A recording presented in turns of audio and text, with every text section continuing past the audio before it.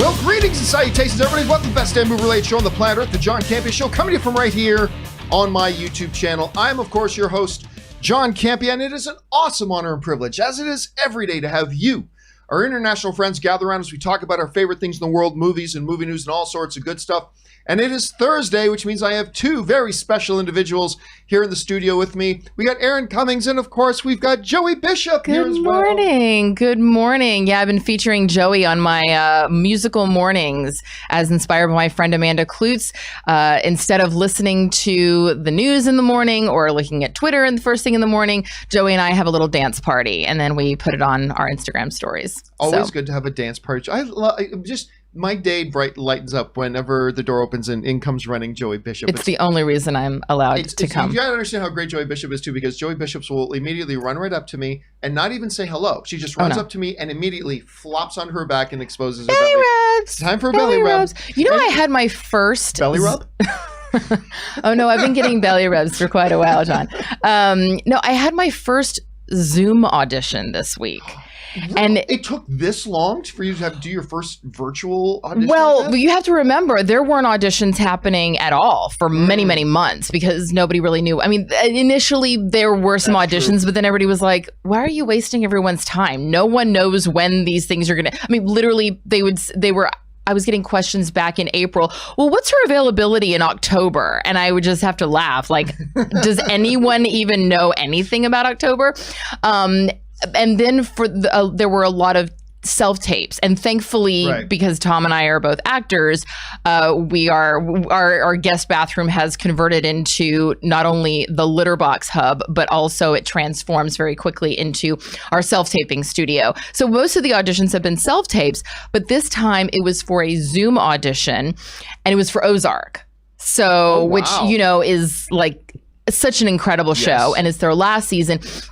And I don't watch it, but you don't? I watched the first. Ann and I watched the first 3 or 4 episodes because we love Jason Bateman. We didn't like it, so we kind of tuned out. But everybody keeps telling me it's amazing. I was the same way, and I think what it is I think we're so used to seeing Jason Bateman be funny that it is a bit of an adjustment. It's just weird to see him not being funny, and you kind of keep waiting for that dry sense of humor, and then you're like, oh, nothing about this is funny. I will say, the show, just stick with it because the storyline gets so interesting and exciting and goes in all these different directions, and the other characters are so I'm forgetting her. I want to say it's not Judy Garland, but it's something like Judy Garland. The girl the woman who plays Ruth is just so phenomenal. She was nominated for an Emmy this year. The supporting characters are awesome. But that being said, it was just a very bizarre setup. More so than me wanting to get the job is the casting director, Alexa Fogel. She's like a legend in casting. And so it was really about just doing a great job for her. But I remember the whole setup. My bathroom was like a Tetris block of things holding up the iPad. It's just very bizarre times we're living in. And so it'll be nice to go back in the room eventually. But get back to at least it shows that things are starting to pick up again. Which is a good sign. We're seeing that in a lot of different, especially with production picking back up again, which is good. Well, listen, guys, we do have a number of things to talk about here today. So here's how today's show is going to go. We're going to start off with some topics that we've got selected out. And then in the second half of the show, we're going to go over and take your live comments and questions. And how do you get in a live comment or question? Well, that's easy. Just look in the top of the description of this video. You'll see a tip link there. Just click on it, or you can enter it in manually at streamelements.com/movieblogtv/tip. You'll be getting your comment or question on the show if it's within reason. And of course, you'll be supporting the show at the same time. And also just want to remind you guys, if you have not done so already, why don't you just take a second, click on that subscribe button, become a subscriber to the John Campea YouTube channel. It'll keep you up to date on all the things that we've got going on here. All right, guys. Let's start with a couple of things off the top, because we do have a number of things off the top here. And one of the first things I want to talk about off the top is this. Mel Gibson, besides the fact that he is an Academy-level director and he's made some of the more iconic films in history and an Academy Award winner, and his movies have won Best Picture and all that kind of stuff, it's also become kind of wacky to see. It's kind of. I'll tell you what though, I very much liked him in that Expendables where he was the bad guy in the Expendables. I actually really liked him as the bad guy in the Expendables. I thought he was great in that. But a trailer came out. Now I had heard about this movie a while ago called Fatman. I had heard about this, that he was going to play like a hardcore Santa, and Walton Goggins, who I love. Everyone does. Walton Goggins was going to play a hitman hired by a disgruntled kid who didn't like that he got a piece of coal, and it's a rich kid who hires Walton Goggins as a hitman to go and kill Santa. I'm like, okay, well, that sounds weird. I was thinking comedy. I'm thinking blah, blah, blah, blah, blah, blah. I'm thinking it's going to be this wacky sort of thing. Like Bad Santa. Kind of like Bad Santa in a way, right? So I go over and watch this thing, and I'm not going to lie to you. I am incredibly intrigued. Over this movie. And first of all, there's this scene in the trailer where Walton Goggins is standing in the middle of a snowy field, and he's screaming. He's got a gun. He's screaming, "I've come for your head, fat man!" And then it cuts to this real grizzled looking Mel Gibson goes, "You think you're the first?" And it's like, oh my God. And it turns out he's like a contract assassin for the U.S. military. Like, not Goggins, Santa, because he's fallen on hard times. So to make ends meet, keep the elves working, he's a contract killer for I'm telling you what, you could have told me everything about this trailer, Aaron. You could have told me everything about it. It still would not have prepared me for this. I have no idea if this is going to be one of the worst films in cinematic history or if it's going to be one of the absolute best films in cinematic history. I have no idea which way this is going to go, but I am completely intrigued. It looks super low budget too. They filmed it all up in some of my old stomping grounds around Ottawa, Ontario, Canada. But it looks super low budget, which only adds to my intrigue about it. I mean, just when it's opening, some kids in the woods with a deer rifle, put 2 in the sled and 1 in me. And I'm like, what is this movie? So again, I'm not saying this is going to be awesome. This could be the absolute worst thing I've ever seen. But I'd be lying if I didn't say I was at least intrigued. Aaron, you had a chance to see this trailer for Fat Man. What did you think about it? I was honestly so confused. I was watching it and same thing. I kept expecting it to be funny, but then I was like, I don't know what genre this film is supposed to be. I mean, it's almost kind of got a John Wick quality to it, which is very strange. It's also got a little bit of The Fugitive feel as far as, those exterior shots. But yeah, agreed. Walter Goggins, I absolutely love him. I first realized who he was, or he was turned onto my radar in the oh gosh, I'm blanking on it. The show with John Goodman on HBO. When they're playing they're in the government. Is that the way? No, a recent show, The Holy Somebody. Can't remember. Doesn't matter. Anyway, he's great in that show. I'll tweet about it later. And but yeah, this entire trailer, I kept watching it, going, "Am I laughing? Am I supposed to laugh? Am I scared?" I don't know. But yeah, I think that Mel Gibson does grizzled and crazy quite well. Maybe a little, art imitating life a little bit. Maybe, who knows? But yes, I think that intrigued is the appropriate way to phrase it, because I will definitely watch this, but I wouldn't say that I would run out to my local drive-in to check it out, because I'm just a little on the fence. And I also I kind of need to laugh right now. I'm really looking forward to some comedies and some escapism. While this is certainly escapism, I think that it might just be a little too emotional. I need a little fun Santa. Here's the thing. I think sometimes you'd say, okay, you don't want to take it too seriously because you also want to have some laughs, right? I haven't seen the movie, so this is just my guess. The impression I got from this trailer is that they are taking themselves so seriously that it's funny. Yeah. And that's the impression. Well, and also with the casting of Walter Goggins. Yes.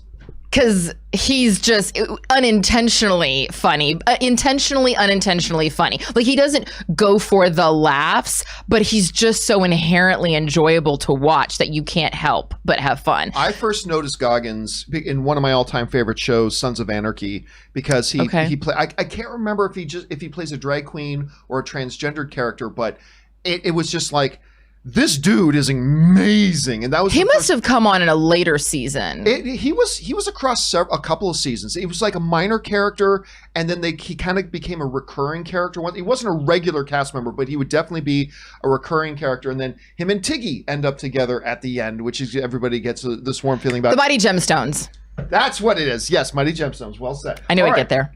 Question is, guys, have you had a chance to see this new Mel Gibson trailer for The Fatman? I was unprepared for it. I don't know if this is going to be the worst film in cinematic history or the best film in cinematic history, but you got to go see the trailer. What did you think about it? Jump into the comments section below and let me know your thoughts. All right, guys. Another thing off the top that I want us to get to here, and that is this. Now, there were some reports going around. Of course, within the state of things that we live in right now, movies are getting delayed all the time and things are getting pushed, and we've seen a couple of examples of higher profile films that made the jump over to streaming. Mulan, one case in point. Of course, we talked ad nauseum about the Mulan situation yesterday, which has actually turned out to be a bit of a disaster. And anyway, some reports started going around yesterday, maybe about 48 hours ago, that Wonder Woman was going to be going straight to streaming. That come December 25th, they would release Wonder Woman in some theaters, but it was also going to go straight to streaming. Now, this wasn't on any of the predominant outlets, like Variety wasn't reporting this, The Hollywood Reporter was not reporting this, The Wrap was not reporting this, Deadline was not reporting this, but it did get birth on one or two sites, and it started making its way around like wildfire. I personally didn't believe it because we weren't seeing that on any of the significant sites, but it was started going around. So what happened is Patty Jenkins actually herself saw that. Now you got to remember, if you go all the way back to DC Fandom, they spoke very directly about Wonder Woman 84 is a theatrical movie. It's a theatrical movie. And even the vice president of Warner Brothers, we talked about on the show a number of weeks ago, saying, no, cannot imagine us ever putting Wonder Woman on streaming before, a proper theatrical release and all that kind of stuff. But, things have been changing day by day during the pandemic. What was impossible 3 days ago becomes possible today. So it got a lot of people's attention when this rumor started going around. But just to put it to bed, Patty Jenkins came out and stomped on it yesterday on her Twitter, where she said direct to streaming is not even being discussed. Like, it's not even a topic of conversation with them. Direct to streaming is not even being discussed. We are still 100% behind the theatrical experience for Wonder Woman 84 and supporting our beloved theater business. So look, obviously this puts that to rest. This puts that rumor to rest. We are not going to see Wonder Woman 84 going direct to streaming. Or will we? I mean, like I just said, there can be something that is absolute truth right now. And then as circumstances evolve and change, maybe that changes. But at least we can say, as of right now, the rumor is completely false. Patty Jenkins come out and said, nope, we're not even talking about streaming. So that's a no bueno. We're not going to be doing that, period, done. And really, it's something we all should have known looking at the Mulan experiment. With Disney trying to take this major tentpole film and put it on a direct-to-streaming thing to try it out, had a number of controversies surrounding it as well, but that turned out to be a financial disaster for them. And now they're doing some pretty stupid things to try to make up for that financial disaster, but we talked about that yesterday. So anyway, Aaron, when you hear this rumor, I mean, you can totally understand why when a rumor like this comes out, it at least appears like you've got to give it some consideration because of the reality of what the pandemic has done theatrically. Mm-hmm. Why do you think so many people took this one seriously? And do you think Patty Jenkins, the director of the film, coming out to address it, do you think that puts it to bed, or do you think people are still going to be talking about this? I don't know. What do you think? Well, I think that the fact that people are speculating that it's going to be released on streaming is actually just showing how much enthusiasm there is for this movie. That's that true. People want to see this movie as soon as possible. And so I think that, you speak it into existence, so to say. And with the idea of, maybe if we keep talking about how this is going to come out on streaming, then the studio or the powers that be will get so excited about how many people want to see this movie as soon as possible, they'll just go ahead and do it. That being said, I agree with you. The Mulan experiment has taught a lot of people a lot of lessons, as well as Tenet, coming out in theaters and not doing as well as people were hoping to do. Realizing that people are not going back to the theaters in the way that maybe some had hoped. And I, for one, am happy that they are sticking with their theatrical release and not releasing it too soon. Yes, I want to see Wonder Woman 84. Absolutely. If it were streaming tomorrow, I would 100% pay the $30 or whatever they would want to charge, because I do want to see this film very much. However, I appreciate the fact that they're going with the original intent of the film, which was to be seen on a screen. And I'm glad that Patty Jenkins shut it down. I don't think that that's something that's going to change, though. I think that if we are still in the state that we are in right now, if we are here a year from now, God forbid, then that might be a different discussion. But I don't see that happening. And so I think that the rumors are just that, wishful thinking. But again, that just goes to show you how much enthusiasm there is for this film and how many people want to see it yesterday. Yeah, and count me as one of them. Same. As long as Patty Jenkins is involved in doing it, I'm all on board, and this is great. But yeah, this is going to be, unless something massively changes or shifts, this is not a movie that they're going to put out, especially after seeing what happened with Disney and Mulan. That if there was any thought, and they've always said all along there wasn't, but if there had been any thought, I think those thoughts are done. Yeah, Mulan could have changed the entire industry. Yeah. If Mulan had done really well, I think that as terrified as the film industry, as the theater business is right now, it would have been obliterated. Oh yeah, it would have changed everything. You would have seen every studio starting to shifting their movies, but it is what it is. But again, guys, this is a changing situation, right? The pandemic is causing things to wrap. What was absolutely going to happen a few days ago absolutely isn't today. What was impossible before is possible now. So let's keep our eyes on it. But as of right now, Wonder Woman is not going straight to streaming in any way, shape, or form. All right, guys. With that down, let's talk about one more thing off the top, and that is this. Speaking of movies I'm really looking forward to, Thor Love and Thunder. First of all, you guys know, I think Thor, the first one directed by the great Kenneth Branagh, I think is the second most underrated comic book film of all time, only behind Zack Snyder's Man of Steel. Man of Steel is by far the most underrated comic book film of all time. I think the second most underrated comic book film of all time is Kenneth Branagh's Thor. And then Taika Waititi came into the picture with Thor Ragnarok. Relentlessly entertaining. A relentlessly entertaining film that I absolutely adored. And then he goes on and does Jojo Rabbit and wins an Academy Award for it and gets that movie nominated for Best Picture. That movie was phenomenal. I cannot believe, I knew Taika Waititi was funny, but I didn't know that he could bring such heavy, serious issues and not belittle. Sometimes when you try to work in humor into heavy issues, we see a lot of even very talented writers end up belittling the seriousness of an issue. Yeah.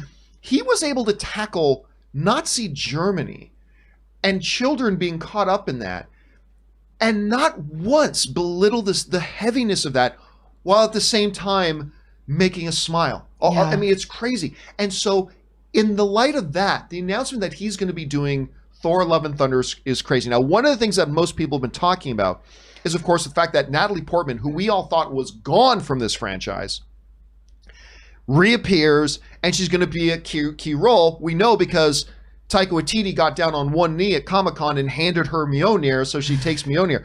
Well, now, a lot of people have been wondering, will they kind of follow the Mighty Thor comic line where the character, Jane, actually takes possession of the hammer and kind of take on the powers of Thor? Will they go into the cancer storyline, which is kind of heavy? Will they go into that? Well, apparently the answer to all of that is yes, because Natalie Portman was being interviewed, and she actually decided to share some things. Whether she was supposed to share these things or not, I'm not sure.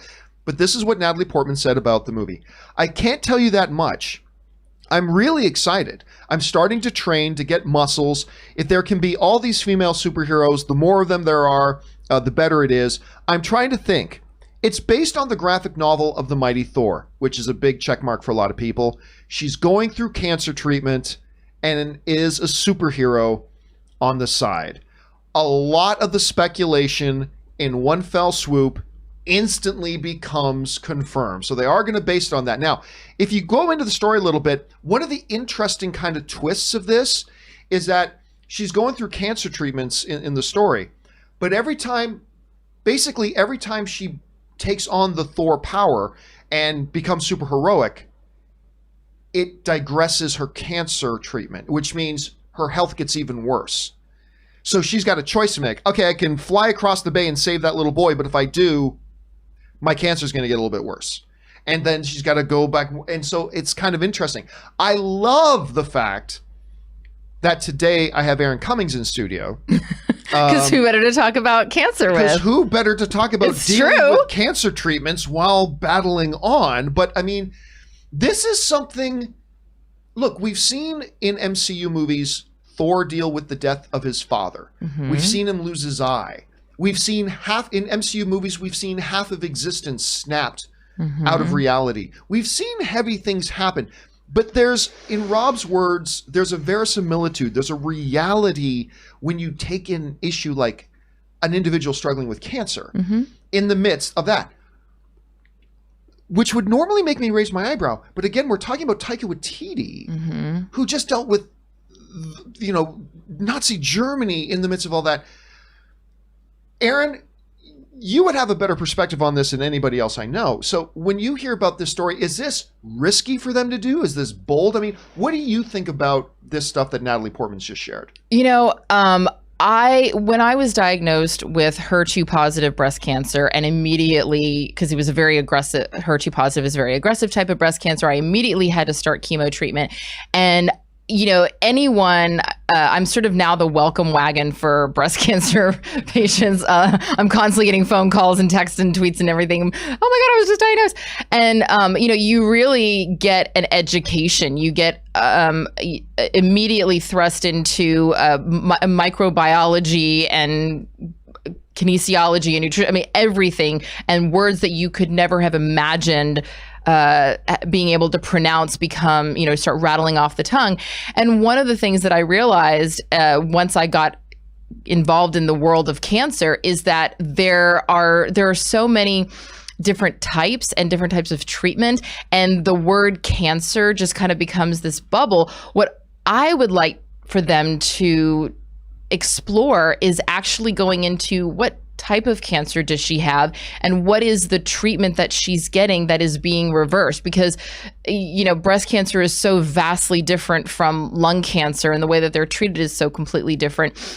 And so I think that this is a great opportunity to also educate people. And Taika Waititi is really, he does a beautiful job of educating people in his storytelling without hitting them over the head with it. And so I'm not saying I want this to be, a science lesson for everyone. I just mean maybe opening the door a little bit to show some of the reality and some of the just what people going through when we say cancer treatment. Are we going to actually see her, getting chemo infusions? Is she even getting chemo infusions, or is she getting chemo injections like my husband did when he went through cancer? Yeah, I know, it's a crazy story. And so I'd like for them to explore that. But one of the things that I think about when that came to mind when you were talking about Taika Waititi and his ability to showcase really painful things in a unique way is, I won't say anything more than this, but in Jojo Rabbit, the shoes. Oh yeah. Oh, the shoe scene is one. I will. All you'll ever have to do the rest of my life just say shoe scene, and I'll have an emotional response. But also, not even. It was also the little Easter eggs that he planted prior to that, where we saw her dancing, just her shoes, where we saw her walking along the wall, just the shoes. He planted those seeds so that the payoff was such a huge emotional hit. And with something like cancer that has affected everyone. I mean, I can't imagine a single person that in some way has not been affected by cancer, whether it's themselves or someone that they love or even just someone that they know. And we have dealt with so much loss this year on a global scale that I think without having to get into what we've dealt with this year, cancer continues to rage on. We just lost the legend Eddie Van Halen to cancer this year. And so I'm actually really excited that they're exploring this. As someone who, this has dominated so much of my life, I'm really excited about how he's going to explore it. I know he's going to do it with the sensitivity that it requires, but also really kind of educating us in the process of that cancer is not just one disease, it's many diseases. And that's what's weirdly exciting to me. And I know that people who've gone through, when you talk to someone with cancer, they're always like, oh, well, what kind of cancer? Oh, what did you have for treatment? Like the specifics are the things that become more interesting, not just the generic. So I'm looking forward to him investigating. This is not your moment, Joey. She really wants your attention. Anyway, so yes, I'm really excited about it. I think he's going to do a beautiful job, and in the hands of the incredible Natalie Portman. I think from a cancer patient herself, I applaud this move. Yeah. Now, in case anybody's thinking about it, I don't think this is going to be like the main story. Oh, no. Yeah. It's not going to be Thor cancer. Yeah, it's Thor cancer. There's a promotional campaign. You want to be a marketing department? Oh my God, how do we promote this? Thor. Right. But I mean, because Taika Waititi also said, still make no mistake about it, it is a Thor movie. It is going to be different. But I just mean you asked me from the perspective of someone with cancer, just even that B or C storyline. Yes. I'm really intrigued by it. And I hope that unlike a lot of times when we've seen cancer portrayed as just this generic disease, I hope that they at least just, give a little specifics. What kind of cancer and what specific treatment she's having. Right. Yeah. And I think it's going to be interesting that they're doing that. And again, I think I would have been maybe a little bit skeptical about it had I not seen Jojo Rabbit. Yeah. It's seeing Jojo Rabbit that made me go, okay, yeah, this is a guy who can do something like this. So it's interesting stuff. Question is, guys, what do you think about what Natalie Portman said? Now, how much they take from Mighty Thor and how much they leave on the pages there and then create something new, we're going to have to wait to find out. But at least now we've got a couple of details. What do you think about it? Is it a little bit too heavy for an MCU film? Do you think Taika Waititi, having seen Jojo Rabbit, will find a way to make it mix perfectly? Jump down to the comments section below and let us know your thoughts. All right, guys. We've got one more main topic here to discuss today. And for that, we're going to go on over to our email. And we're going to take it from, this question comes to us from Preston Bell. And Preston Bell writes, "Hey, John and Aaron. Hope today finds you well." Thank you so much, Preston. Hello. Not only are the Oscars happening in April, but they are also allowing for drive-in screenings to be eligible for Academy Awards as long as they were showing for at least 7 days. How much do you think this will add to the low number of films competing this year? And do you think it will help the Oscars have some sort of normalcy in the ceremonies? All right, thanks a lot for sending that in, man. And yeah, listen, one of the big things going on, right? One of the big question marks I have, and it's been around for a while, but it's getting more intense as we're getting closer. What happens to the Oscars this year? The reality is we've all come to the realization that 2020 is an absolute garbage show, and we like most movies that we were going to get, we aren't getting. Obviously a lot of the big blockbusters, but even the more artistic, smaller films that would have been able to be playing in theaters and things like that and get a larger audience of what they're getting, not getting played there. They're only getting seen at some very select and a very small segment of some film festivals. Nomadland is one of the ones that got some big play at TIFF and others, but it's a lot smaller. So the Academy, to their credit, they've been making some moves lately to try to adapt for this year. They started a few months ago by moving the Academy Awards a couple of months later, and by saying, instead of the deadline being December 31st of when you got to meet eligibility, you got 2 more months after that. So they've been trying to respond to make it. And their newest attempt to respond to this is by saying, okay, normally we have these rules where you got to play in a theater for X number of days, and normally drive-ins didn't count for those. Now they do. And I believe it doesn't just have to be LA and New York either, which normally has been one of the big things. Dallas, Denver. Exactly. So they're saying we're going to make that. Again, I applaud them. Good attempt to try to widen this out to adapt to the current crisis that we have. I appreciate that. Doesn't make that big of a difference. Honestly, no. It doesn't make that big. Look, think of it this way.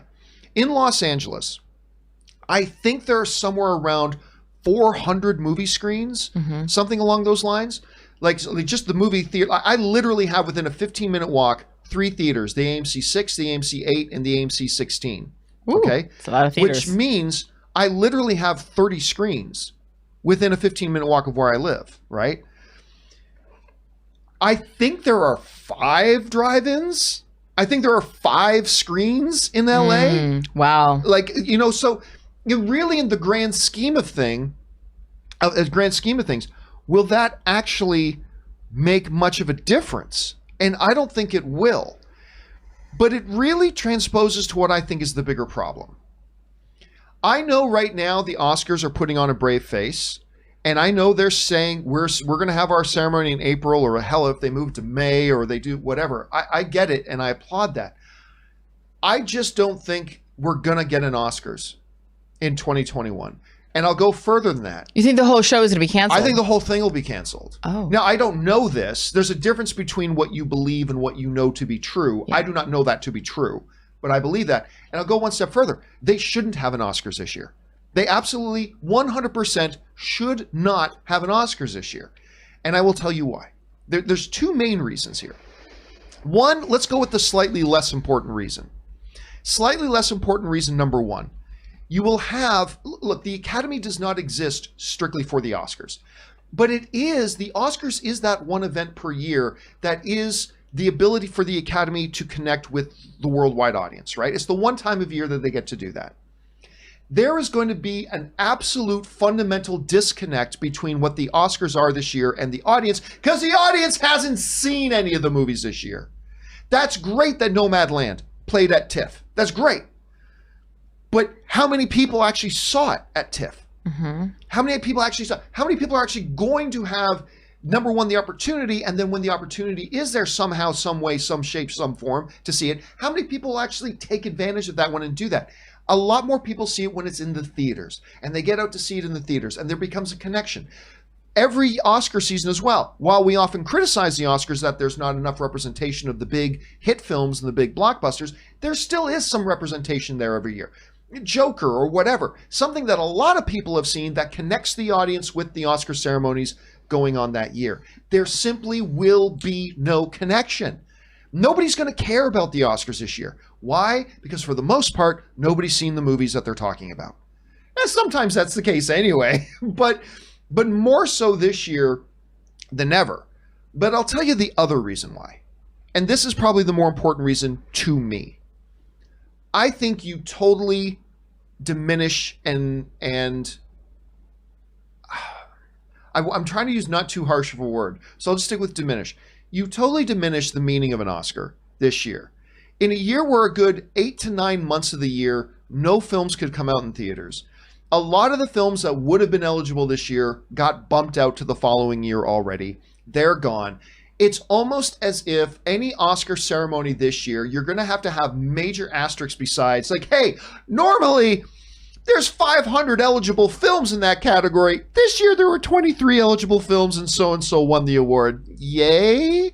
Any Oscars you give out in April are meaningless. I'll just don't get me wrong. Is it kind of like Barry Bonds winning, like when there's an asterisk next to? Yeah, Barry Bonds did all these other runs. He was on steroids. Yeah, I mean, there's a little bit. No, don't get me wrong. Any Academy members who have seen the documentary movie trailers A Love Story and would still like to nominate me, I'll take it. But I'm not. I was gonna say, like, this is actually a really great year. If you're gonna, I mean, why not? Maybe I should dive into this. You know what? Screw that. Go for it, Oscars. No, 100%. You'd be crazy not to. Seriously, though, I think any Oscar given out this year, given out in April for the movies that came out in 2020, are going to have absolutely no attention from the audience, and number 2, will be looked back upon by even cinephiles and film historians as being an irrelevant year and one that you don't actually count.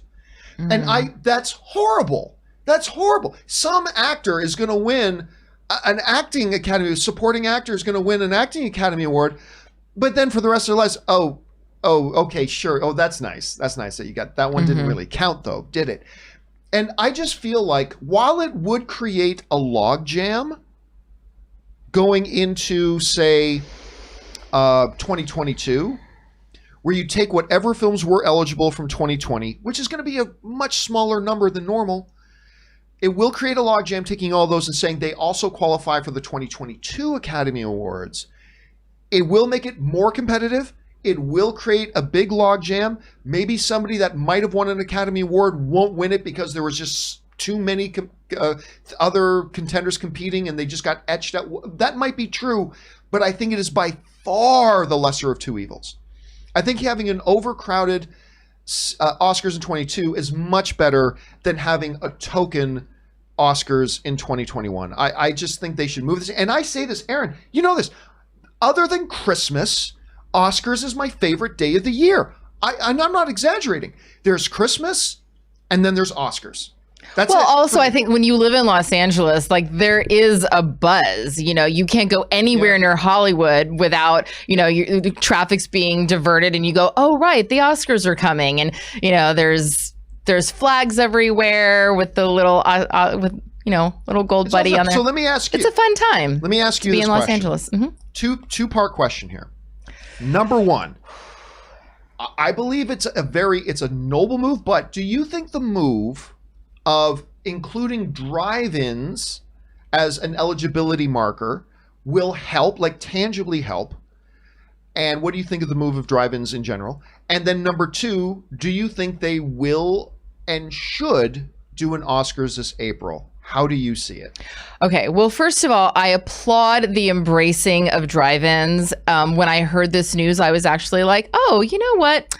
I really should get into this drive-in thing, because when Tom and I go, love drive-in. Yeah, there's a drive-in in Cape Cod, and when Tom and I go to Cape Cod, we always go to the drive-in, and then we see a double feature. It's like our favorite thing, and but I have not yet this year gone to a drive-in. And so it kind of reminded me like, oh, wow, I should really take advantage of that to be able to see a new release in the drive-in right now during this very bizarre time. So I applaud the fact that they are trying to encourage still having the theater experience. I applaud that. I think it's great. I don't think it's going to make a difference. I think unless people are already someone who enjoys going to a drive-in, I just don't think that it's on people's radar as much. Most people don't like. I love going to a drive-in, and I've never been to a drive-in in Los Angeles. I don't even know where the drive-ins in Los Angeles are. I'm gonna have to talk to you after the show because I don't even know where they are. So, and I'm someone who enjoys a drive-in, much less someone who has no interest in it or has never done it and it's just not on their radar. So I don't think that is going to, and as you also said, there's just not that many drive-ins and they can only hold so many cars. It's not like it's, you know, an unlimited number of drive-ins. And they also only have one screening per day. You know, part of the new Oscar rules is not just that they allowed it to be drive-ins, but it used to be that you had to show the film 3 times a day in a traditional theater. Now they're saying, well, you know, they're not having 3. I had dog hair all over my face, so that's why I keep rubbing my nose, you guys. And so, like, you know, there's just not going to be the opportunity for as many people to see a film that's in the drive-in. So while I applaud the Oscars for wanting people to still have that theatrical type experience, I don't think that opening up to the drive-in is going to make that big of a difference. You know, they also have, as the other qualifier, it can stream for 60 days on their Oscars only platform. To be honest, I think that the better move would be to allow one-time only streaming films to qualify. That would open it up for a lot more, because a lot more films to be able to be in competition. Maybe not necessarily the big tentpole films that we've talked about, like, you know, I don't know, Wonder Woman. But wouldn't a lot of those films just end up being filler? I mean, like, literally just maybe, but also you're going to open it up to Walmart box filler. You know what? I would never have seen Parasite in the theaters. You know, Parasite was a film that I was never going to go to the movies and see. And then all of a sudden I heard everybody talking about it so much. Most people who had seen it, on a screener, and I was like, oh my God, this film is amazing. So I think that if anything, unlike some of the bigger budget movies that have the millions to pay for, all the marketing efforts that it takes just to get a nomination for an Oscar sometimes, like, let's be honest. I was saying this to Tom yesterday when we were talking about people getting cast. This business is not a meritocracy. Sometimes the most talented person wins. Sometimes the most brilliant film wins. That is not always the case. Sometimes the movie or the person with the biggest marketing budget wins. And that is the reality. So I think that if you have an opportunity for smaller budget films that don't necessarily have the P&E budgets to go out into 3,000 theaters nationwide, but they have the ability to be streamed, we might actually discover some talent that otherwise would have always been below the radar. I mean, you've been in this business long enough. Do you think that the most talented people always get a shot? For the most part, I do. I've been involved in some on-camera debates about this, and I think there's a lot of things. For the most part, yes. Are there exceptions? Yes, there are definitely exceptions. Okay, well, I will say this from an actor's point of view, someone who has been in acting classes since the day that my ass landed. It's the actors branch of the Academy that is all SAG actors who are the ones who make these nominations and things like. It's all actors who do it. Right, but what I'm saying that sometimes actors get it wrong. Does every actor vote for the best? As long as there's a human component. Exactly. Does every actor vote for the best performance, or does every actor go, ooh, I really like Tom Hanks? I'm not saying Tom Hanks doesn't deserve his Oscars, but does Tom Hanks necessarily deserve to win over someone else that may not necessarily have a name that every person can pronounce or be a name that people aren't necessarily familiar with? Trust me, as a member of SAG-AFTRA, we have membership that votes for a lot of stupid things. We just voted for a contract that's going to cause a lot of our members to be bankrupt very soon. Like, a lot of SAG-AFTRA actors vote for really stupid things because they don't necessarily know.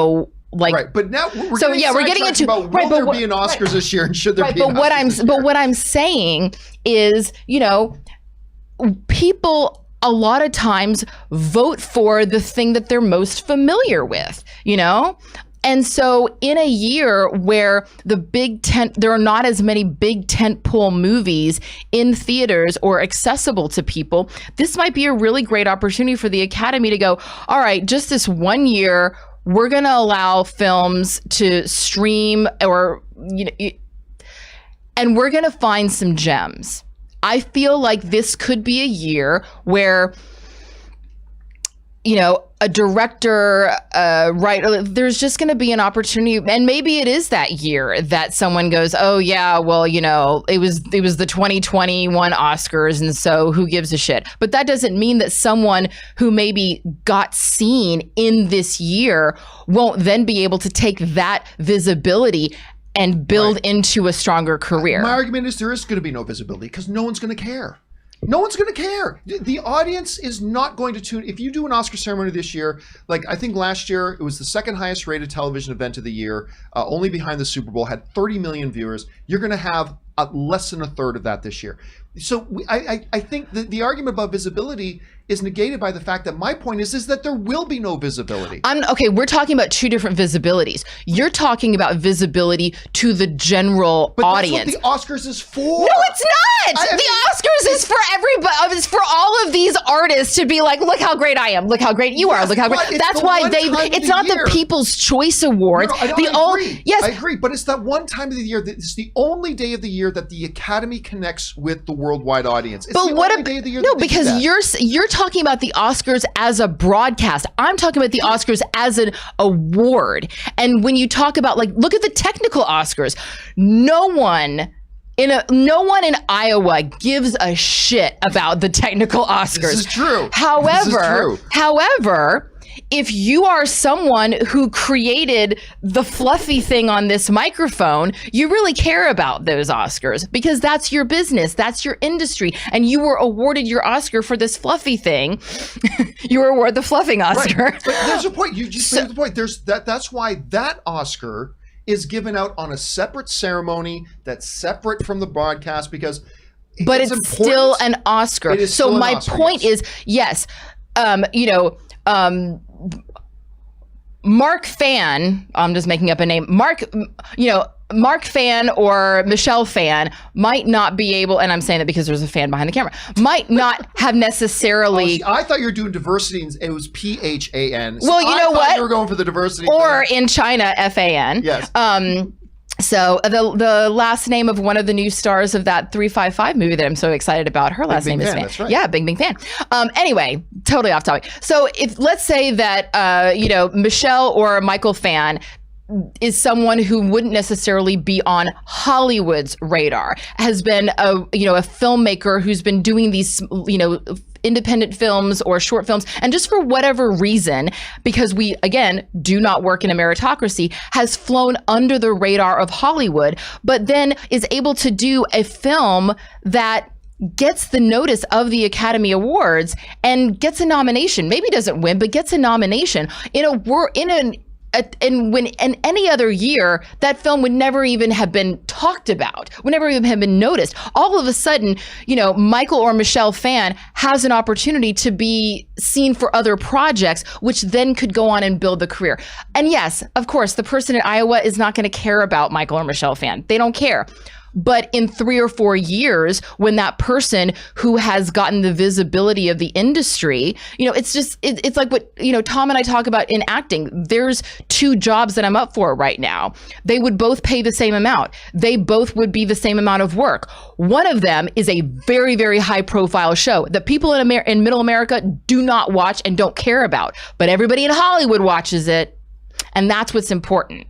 Right. So that's what I'm talking. When I say visibility, I don't mean they don't even need to televise the Oscars. In fact, I don't necessarily even think that they should.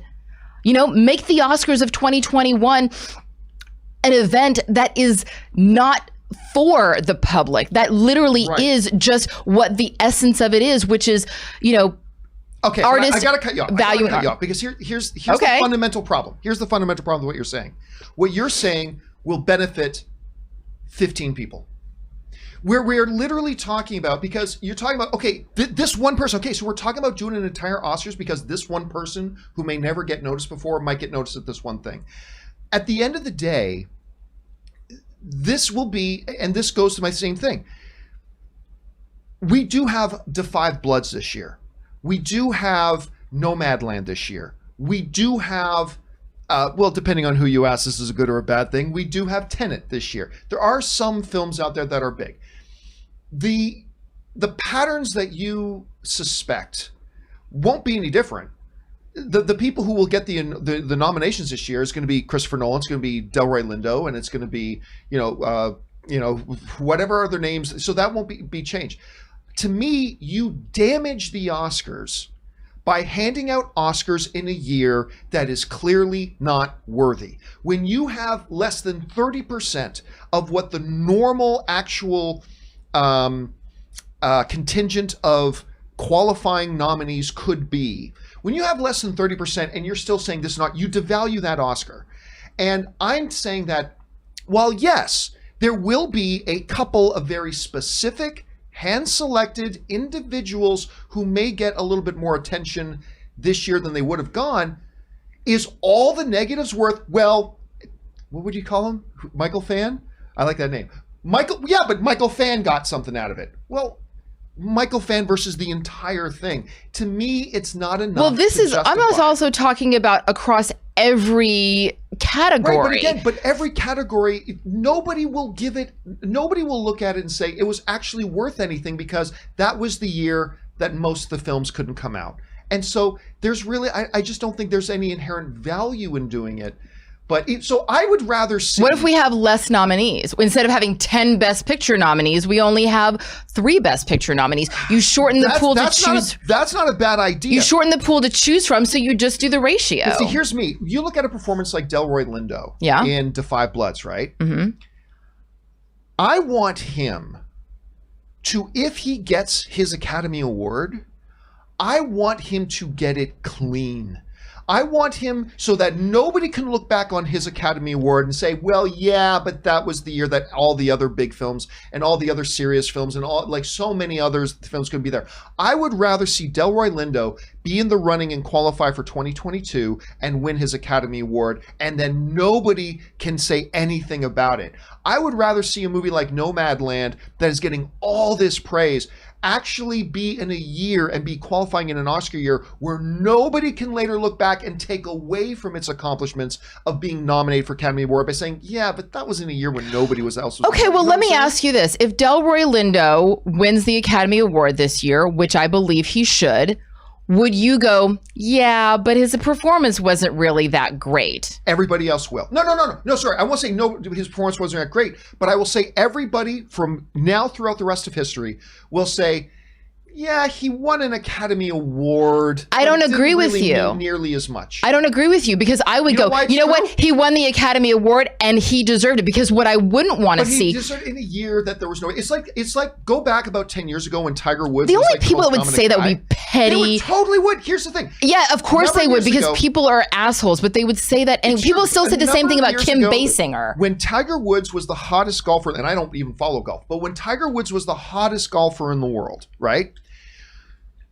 There would be some events that become of injury, he would go in there, and then somebody else would like win the Players' Championship, which normally would be huge. But nobody took it seriously because, but Tiger didn't play that, so it doesn't. And it totally took place. That's what I'm afraid of. I'm afraid of like a Delroy Lindo, who gave the performance of a lifetime, wins an Academy Award when there's nobody else really for him to compete against. And then historically, that we know of. You know it's true that historic people will look back on that and not take away from his performance. Nobody will ever take away from his performance, but they will take away from his accomplishment because he did it in a year when there was nobody else to really challenge him for it. And I think that it would be much more meaningful if a Delroy Lindo, for his performance in The 5 Bloods, was nominated like in a 2022 when there will be a more stacked field, and he wins that award and nobody will ever be able to take away from that. I just don't want somebody to win an Academy Award where you got to put an asterisk beside the name. Right. You're also putting a lot of faith in people nominating him and him winning a year from now. Well, hey, if there are 5 other performances that are even better than his, that's life. I want Delroy Lindo to have his Academy Award. I want him to have it only if he is the truly best one in the field. And I'm saying it doesn't mean as much for 2020. I think that he will be. Of course, because there's a weak field. But you're saying that it's a weak field, not having seen the films. What if because there haven't been any film there's only like 30%. They were saying only about 30%. We're in October. We're talking about until the end of February. Like said, by the time December 25th or December 31st comes,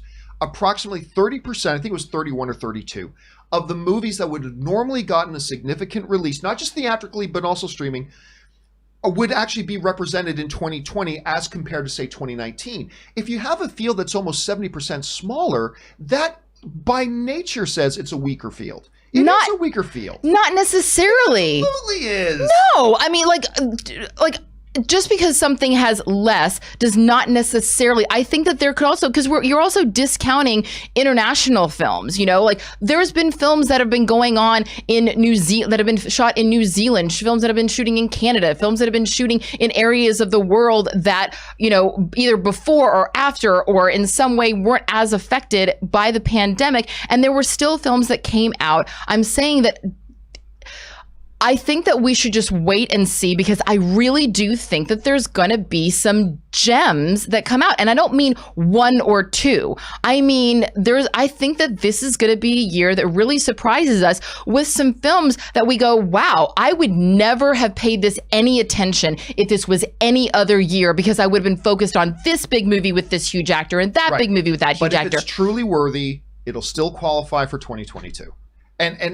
But it's going to be such a saturated market that it probably won't. But you say if it's truly it won't be as saturated as you think, because it's not like they're doubling up, because only 30%. They're not doubling it, but they're moving by 30. That's still quite a significant amount of. But what you're saying is about some gem films are going to get noticed. I think that's true whether there's an Oscars or not. Isn't it true that that's true whether there's an Oscars in 2021 or not? Like, the average viewer may find, like, maybe some people who never would have seen Nomadland maybe see it this year because there's nothing else to watch.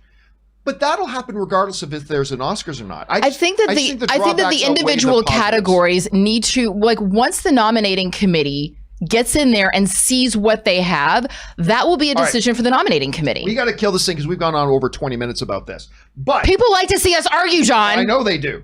But bottom line here, Aaron believes, we both believe that the drive-in thing, while a very, very noble thing for the Academy to do, it makes sense if you are moving forward with the Oscars. That makes sense, but we also both agree that it's not really going to make any difference or any change.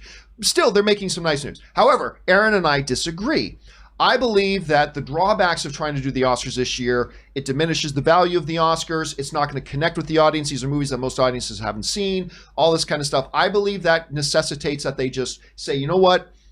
We're just not going to do a 2021 Oscars, and we're going to move all eligibility to 2022. Aaron, on the other hand, believes that while that may be true, there are benefits to that, such as maybe some gems that we may have overlooked in the past might actually get something, and a star can be born in something like this, and maybe open up the field. And hey, it's only for 1 year. And people can see it streaming. The Oscar people can see it streaming. No, I was saying that instead of just having it in theaters, make those films available streaming, so people will see the movies. Right, but that's a different issue altogether. But if they did that, but I mean, a lot of movies, regular movies every year can be seen on streaming anyway before Oscars come around too, as well. So, question is, what do you guys think? Maybe you disagree with us and you think that the drive-in thing will actually make all the difference in the world, and maybe you're thinking of something that we've overlooked. When it comes to the Oscars, should they even bother doing it this year? I don't think they should. Aaron thinks they should. You've heard us talk ad nauseum about it. What do you guys think? Jump down into the comments section below and let us know your thoughts. All right, guys. Someone said in the chat, and stop this. Oh, yeah. And come save us from ourselves. Okay.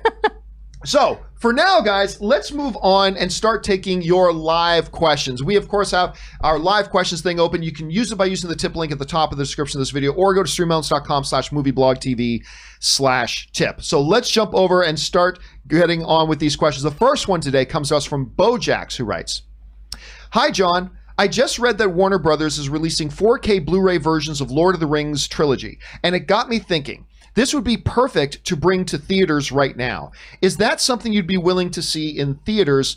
Along those lines, why don't we see any collaborations between studios and theaters right now for TV stuff? I'd love to go with friends to watch The Mandalorian in theaters. They could maybe even offer free or reduced pricing for Disney Plus subscribers." Yeah, Disney's not into that. With the main thing about The Lord of the Rings, as a lot of times the resolution on the giant screens is by far exceeds whatever we have on TVs.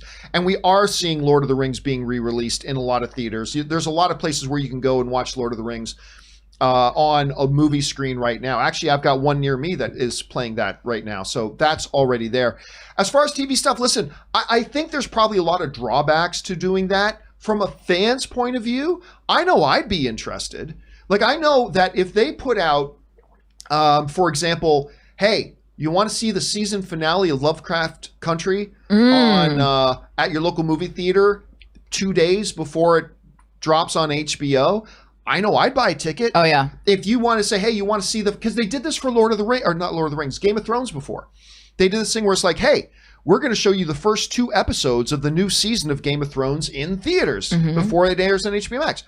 I'd be down for something like that. So if they did that with Mandalorian, I'd be in. There are a lot of drawbacks, though, for the studio. So all I'll say from a fan's point of view is I'd be down for that. What about you? Oh, yeah. Well, I mean, also, you've been to premieres of television shows before. Yes. You know, and it's a very similar thing. And that's a really great idea. I think that would be something that could actually help the movie theaters. Yeah. I think you're onto something. But I understand that for the networks themselves, there could be a lot of very legitimate reasons why that doesn't work out so well for them. Right, but if they do, not necessarily like I remember I went to the Boardwalk Empire season 4 premiere, and it was like such a cool treat to see a show that I had been watching for 3 seasons on a big screen. So if you have, as you said, the season finale for a show that's got a huge audience already, or the season premiere for the next, the next season of a show that's already got a built-in fan base, I think that could be really good for the theaters and for the show. I was at ArcLight Theater in Hollywood for a press screening of some movie, and outside was this giant line of people in Star Trek cosplay because they were debuting the first 2 episodes. Yeah, you and I Picard. were there. Were you there with me for that? We were going to see something together, and I was like, why are all these people dressed like... Doolittle? Yes, it was Doolittle. Anyway. And I was like, what's going on with all the Trekkies? All the Trekkies. And you were like, oh, it's for the Picard premiere. So yes. You just saw that people will get excited. And then it actually would benefit the network because then you have all the photos and everybody online and they're live tweeting and Instagramming and TikToking and whatever. Yeah.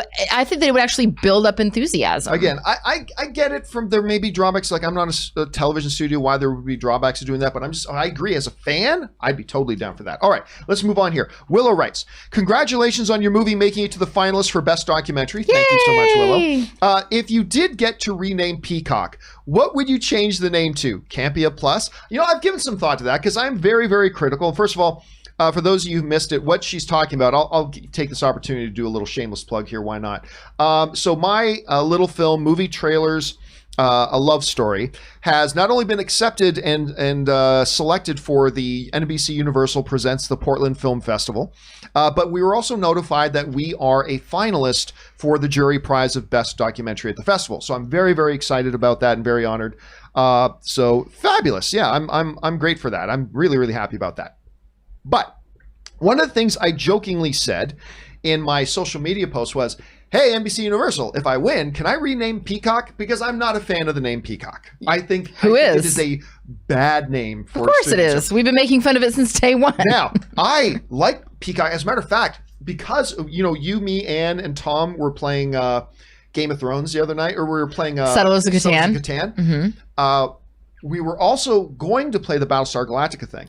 That I had just given him because, yes, I did find the Battlestar Galactica game. And Anne had never seen Battlestar Galactica. Right. Thanks to Peacock, we were able to sit down. I was able to start showing Anne Battlestar Galactica. Oh, great. We only got through the first half of the opening miniseries so far, but we just started. But she's into it. But she's into it. Great. So thank you, Peacock, for being there. But I do think they need to change the name. So what would I change the name to? Well, I said this before, I hate that all these premium streaming services now have just started putting plus. So we got Disney Plus, we got ESPN Plus, HBO Max, HBO Max, which at least they didn't do plus. We have Apple TV Plus. We have whatever. So I feel like Max is like plus. I'd be okay, even though I hate the fact that everybody started doing it. Now that it's the industry norm, I'd even be fine with Universal Plus or NBC Plus, just because. Now, even though I hate that everybody puts plus after it, it does denote to the audience exactly what it is. Yeah. Or like NBC Prime or something. Totally. Anything other so it stays than Peacock. On brand. Yes. But you know that you're getting, an enhanced version of it. Yes. So anything other than Peacock. But you know what? I'll get over it. I will. It's not a good name. I'll get over it. But you know what? I don't know. There's lots of movies that have bad names. And I just get over it because I like the movies. I like that. NBC. I mean, here's the thing. NBC Prime's not bad. NBC Prime is great. And Universal Plus, I like that. But I think they're just going to keep it Peacock just to spite people now. They know that everyone hates it. They have to know that everyone hates it. And everybody says, well, because that's the logo. Who cares? Is that a good reason to name something, whatever? I don't know. Do you call CBS Eyeball? Let's call the CBS streaming. Let's call it Eyeball, because that's kind of what the logo looks like. Anyway. Can I actually give you a little bit of trivia? Sure. The Eyeball logo of CBS was actually taken, it was inspired by the Belgian artist René Magritte, who happens to be my favorite artist. The bicycle, ceci n'est pas une bicyclette, the bicycle thing that I have on my wall where I have my Oh, my leopard print bicycle that's hanging on a wall, and it looks like. Say, and why the fuck should I know what a bicycle? A the thing hanging on your wall. The thing hanging on my wall, the bicycle. That is, it is an homage to my favorite Belgian artist, Rene Magritte, and he is the artist who inspired the CBS eyeball. So there's a little piece of art trivia for you out there. So, and didn't they just call the Paramount? Paramount's another one. They just changed CBS All Access to Paramount Plus. I believe it is. So great. I love that. Eyeball. Just call it the eyeball. Eyeball. Okay, next up. Eyeball Max. Let's go with Shadow Jester writes. Regarding the Mulan mishap, hey, John and guest, I think the best way to have handled Mulan, keeping the same timeline, instead of 30, make it 25 for Disney Plus customers to own, then release it to other stuff for 30. That way you see benefits for being a subscriber. Listen, that was my big case that I was making yesterday about, I get it. Mulan was a financial disaster for them with the whole Disney Plus experiment. I get it. So now they're trying to find other ways to generate revenue for the project. So they're putting it on Google Plus and Vudu and everybody else. Fine, I get it. My whole point is, in making that decision, they should have sat in that boardroom and said, whatever it is we do, we have to do it in such a way that our customers, our Disney Plus subscribers, feel like they got the better deal because they're Disney Plus subscribers. Instead, they have made the deal better if you weren't a Disney Plus subscriber. You pay $30 and it's yours permanently. For Disney Plus, you pay $30 and you get to keep watching it as long as you pay $84 a year for using, plus all the 4K, the extra bonus feature, all that kind of stuff. They should have sat down and said, I'm not against that they put it out on other platforms, but they should have put it out on other platforms where they could honestly, with integrity, look at their consumers and their customers and say, you guys clearly got the better deal because you're our loyal customers. Not, we gave the better deal to everybody else. Like, that's the part that frustrated me. Now, I don't know if you went out and paid to watch Mulan. I did because, well, I needed to. And I was excited for Mulan. I don't think Mulan is as bad as people make out. I think it definitely has its charm, but it was definitely disappointing to me. I thought it could have been much better. But yeah, I know I felt that kind of indignation when I realized I paid $30 for it and I only get to keep watching it as long as I keep paying Disney my $7, $8, $9, $10, $12 a month, however much it's going to end up really being. And I didn't get all these bonus features and I didn't get all these. And it's like, oh, so if I just waited like a couple of weeks and then got it on my Google Play Store, I would have had all this stuff for the same money? Yeah, it's kind of a slap in the face. And it's totally a slap in the face. And it also means that not that they were going to, but they can never, ever, ever try to do that again. Oh, hey, pay $30 and get this movie, because everyone's gonna go, yeah, well, the last time I paid $30 to get the movie, exactly, you turned around and that's like, nope, no, thank you. Because I don't trust you anymore. Exactly. So it's going to take them a little while to win that trust back by acting in a good way. But yeah, anyway, absolutely, Shadow, this could have been avoided if when they did release it to the other networks, make sure it's done, or other streaming services, make sure it was done such a way that the Disney Plus subscriber can feel like, it's a good thing I'm a Disney Plus subscriber because I got the better deal. And they did the complete opposite, unfortunately. All right, next up. Shadow Jester also writes, here's a joke. Why does Batman wear all black? So he's harder to see and shoot at. Why does Batman make Robin wear bright yellow colors? So Batman is harder to see and shoot at. There you go. The kid is strictly target practice. It's like that old joke. When you're in a horror movie and you're running from a monster in the woods, you don't have to outrun the monster in the woods. You just got to outrun the friend you're with. That's True. the only thing you got to do. True. All right, next up, Opie is my father writes, I know you haven't seen The Walking Dead recently, but Ryan Hurst is in the show. Yeah, I've heard about that. Oh. Ryan Hurst is in the show and scary as F. I know you stopped watching, so you didn't get to see his character, but please, please, please Google image search Ryan Hurst, The Walking Dead, just so you can see his design. I bet $5 you love. Oh, I did. I looked up still images of him in it because, of course, Ryan Hurst plays one of my all-time favorite characters in television, Ope from Sons of Anarchy. He was my favorite character in that show. And I loved him. So I had no idea he was in Walking Dead because I've given up on Walking Dead. And yeah, the images look good. I'm still not interested in watching Walking Dead anymore. I watched enough. I kind of tapped out on it. I thought it was in its last season like 3 years ago. No, they're in their last season. Oh, okay. It just feels like it was 3 years ago. They're in their last season, but they've already announced that, I'm trying to remember the name of the character. the one who always had the crossbow. He's been there from the beginning. Oh, yeah. He rides a motorcycle. Yes, him and the older woman, like that pair, that like two of the most popular characters in the show. They're getting a spin-off series. The woman who had breast cancer. I can't remember, to be honest with you. But she has the white hair and everything. Yeah, she was a local hire recurring guest star in Atlanta, and people loved her so much that she became a regular. They just kept writing for her. The audience loved her so much. Good for Chris her. Pratt was that in Parks and Rec. He was supposed to kind of be just this only occasional thing, and everybody loved him. Now he's a big major star. But really, Walking Dead is continuing after this season. If you've got the two most popular characters, it's just called anyway. But I'll be honest with you, even though I love Ryan Hurst, I'm not going to go and watch a show just because of that. I've given enough to Walking Dead, and it's fine. But I did hear he was really good in it. I'm not surprised at all. Okay, next up. That Waffle writes, John, my grandmother passed away the same day as yours did recently. And my grandfather died, of course, a few days ago. And I just had to put down my pet of 16 years. Oh, I'm so sorry to hear that. Gosh. I've been with you since the movie blog days. I just wanted you to know, especially times like now, that you've kept my head above water. You saved my life. Oh, thanks so much for that, man. You know, one of the great things about the film fan community, and by the way, thank you so much to everybody who sent in this incredible outpouring of thoughts and well wishes after my grandfather died.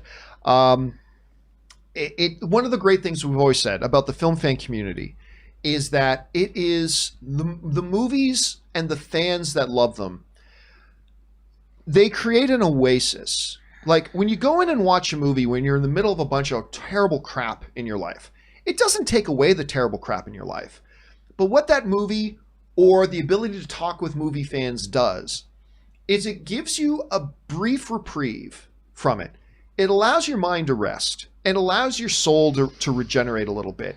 And it allows your imagination to run wild for a few minutes outside of the weight of what you've got going on in your real life.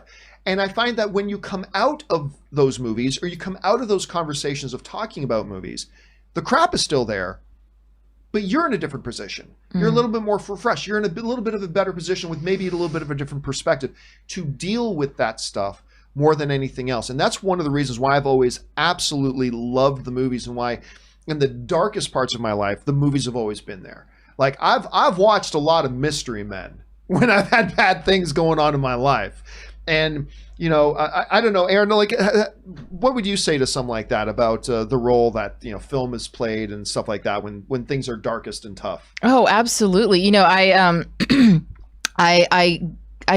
got into this conversation with someone who said, well, you know, making movies is just, you know, nobody really cares about it. It's not like brain surgery. And I said, and this is not to take away from brain surgeons, but I said, you know, what film does is it's healing the soul, because we also live in a society where people aren't necessarily always allowed to embrace the volume turned up on their emotions. You know, we can be happy, but we can't be ecstatic. We can be mad, but we can't be rageful. You know, we can be sad, but we can't be depressed. Whereas when you go into a movie, you can laugh out loud, a laugh that would be, you know, looked down upon in a restaurant or, you know, walking outside with your friends. You can laugh as loudly as you want with an entire theater of people laughing along with you. You may not necessarily feel like you can cry because of, you know, the environment that you're in or the way that people look at expressing emotions. But if you're in a theater and something really painful happens, if you're watching Old Yeller, you can let whatever pain you're feeling about whatever is going on in your life, you can cry. People be like, yeah, the dog died. That's so sad. And you're like, I'm not crying about that, but it doesn't matter. You know, you can really express some emotions that a lot of times we're just not necessarily we don't feel like we have the ability to express in, you know, in our everyday lives. And so I look at it not only as a form of escapism, but also as a way to connect and to, you know, see things from a different perspective that allows us to grow and learn more about society. I do think that films can have such an important, play such an important role in allowing us to be who we are and to see each other as I'm just babbling at this point. Sorry, I'm just getting really emotional. yeah, that's what it's been a hard week. So thank you so much for saying that was beautiful. I really, really appreciate that. Listen, breaking news that just came out a few minutes ago on the Hollywood Reporter. So we should talk about this for a second. Breaking news. And the ever-evolving world of the MCU, of course, we've got one of the films coming out we've been talking a little bit about recently is Spider-Man 3. The new Spider-Man with Tom Holland, of course, we've been talking about a lot because Jamie Foxx is coming back to play Electro, the same character he played in that other Spider-Man universe. He's coming back. We'll now add another name to it. It has been confirmed by the Hollywood Reporter that Benedict Cumberbatch as Doctor Strange is going to be joining Spider-Man 3. Now, they say the following about this, says the move puts Cumberbatch in the mentor role that was previously occupied by Robert Downey Jr.'s Tony Stark and Samuel L. Jackson's Nick Fury character. That's what they say. Now, the Hollywood Reporter also goes on to mention that this could be, the inclusion of Doctor Strange could be the way they explain how Jamie Foxx's Electro character from a completely different movie franchise that died, which is the Marvel Fake Death universe, who cares, who had died is suddenly coming back to play it, which is still an interesting question. So he's coming in here. Let me tell you my thoughts on this. These are just my initial thoughts because I am literally just a few minutes ago came across this. So we'll talk about it probably a little bit more tomorrow, but let me give you my initial thoughts. First initial thought, yay. It's Benedict Cumberbatch, right? I mean, he's great. He's fantastic. And love his Doctor Strange. And I love his Doctor Strange. That's fantastic. But I'm not going to lie to you. I've got one big hesitation about this. One of the things I was really looking forward to in the next Spider-Man movie was actually getting to see Spider-Man be Spider-Man. I mean, so far, every time we've seen Spider-Man, he's just been this kid who has had to have grown-ups holding his hand through it. In Spider-Man Homecoming, it had to be Tony was his kind of mentor father figure. As we got in the next one, Hap and Nick Fury kind of both took that role. I mean, I was kind of looking forward to Spider-Man 3, getting to see, all right, guess what? He's college age now. He's been Spider-Man for a while. It's been a few years. Let's actually see Spider-Man be Spider-Man. So, I mean, I don't know. Maybe this will just be a minor thing. Like maybe when they say he's going to take on a mentor role, maybe he'll be in it for like 10 minutes of the movie and gone, or maybe he's going to be like in there for like an hour of the film. I don't know. So I'm a little torn right now. I'll process this more overnight, but I got two brains on this. One, yay, awesome. On the other hand, I'm a little bit, would have been good just to see Spidey be Spidey finally. Like no longer, don't let him be Iron Man Jr. anymore. Let him be Spider-Man. So I don't know. I'm a little torn. Aaron, you just heard this news along with me. What's your first reaction to hearing about this? Well, I mean, first of all, anytime that we can get more Benedict Cumberbatch, especially as Doctor Strange, I'm excited about that. I love him in this role. I think that he really brings such a powerful presence to any project that he does, especially as this character. And, you know, to your point, I wonder if that's almost by design, if keeping Spidey as kid-like in the way that he still has lessons to learn, things that he can still, you know, glean from his more experienced, you know, mentor type people. Maybe that is something that could be by design in keeping that, you know what I mean? Almost like preserving a type of innocence in a way that maybe we don't get to see him be full-fledged on his own independent. It allows him to still have an opportunity to make mistakes or to learn from them or to have to lean on someone else. I don't know. That's just my initial thoughts based on what you're saying.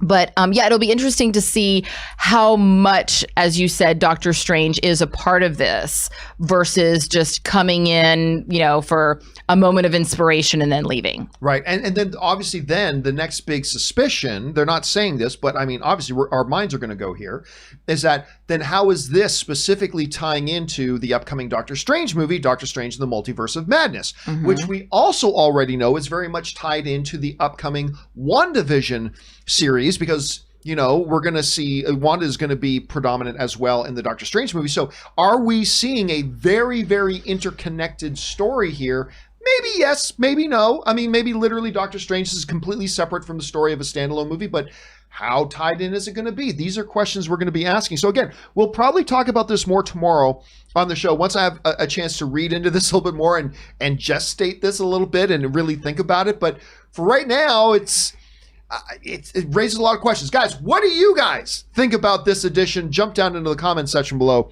and let me know your thoughts. Okay, with that, let's keep on going with your live questions here. And our next live question up comes to us from 9x5. What comes after writes? One of two. I tapped after Negan got in jail too. That's when I stopped watching the show. But season 9, episode 5 is the single best The Walking Dead episode ever. It was Rick's last episode. I'm not saying watch the whole show, but you have to watch that episode. It's truly special, and cameos from The Punisher and Herschel that actually makes sense.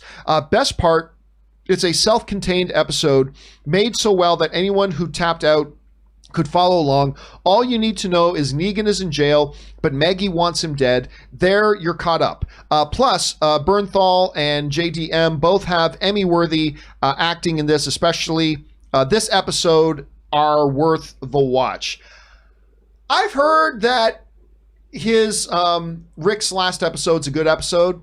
And of course, we're going to get a standalone movie. Rick movie is coming. Really? Yeah, you didn't know about that? With John Bernthal? Yeah. Oh, not John Bernthal, the guy who plays Rick. I don't know who John. I can't remember the actor's name, but they're doing a standalone movie of his. Originally, he was supposed to die at the end, but then they decided no, they'll just take him away, and he doesn't actually die, and then he's going to have his own standalone movie.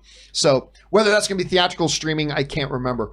But I don't know. Maybe one of these days I'll go back and watch that. I'm not going to lie. I am Walking Dead out. Yeah. I'm Walking Deaded out. Walking Deaded out. There, I'll make up a word. I am Walking. You've Deaded Walking out. died. I've Walking died. That's it. I'm kind of over the show. But did you ever get into the spin-offs? I like Fear the Walking Dead. Yeah. I never did. I tried to watch 1 or 2 episodes. I'm like, okay, I don't know what's going on here, and it doesn't seem that interesting anyway. So, but again, no disrespect intended to people involved with that show. It's just that I was already I was very quickly approaching being Walking Deaded out already. When I put it on, it's like, okay, so it's more Walking Dead.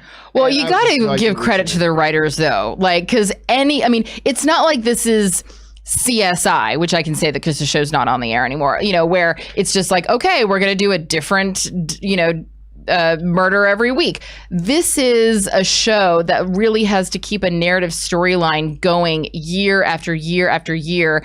And how many stories can you tell about running away from zombies?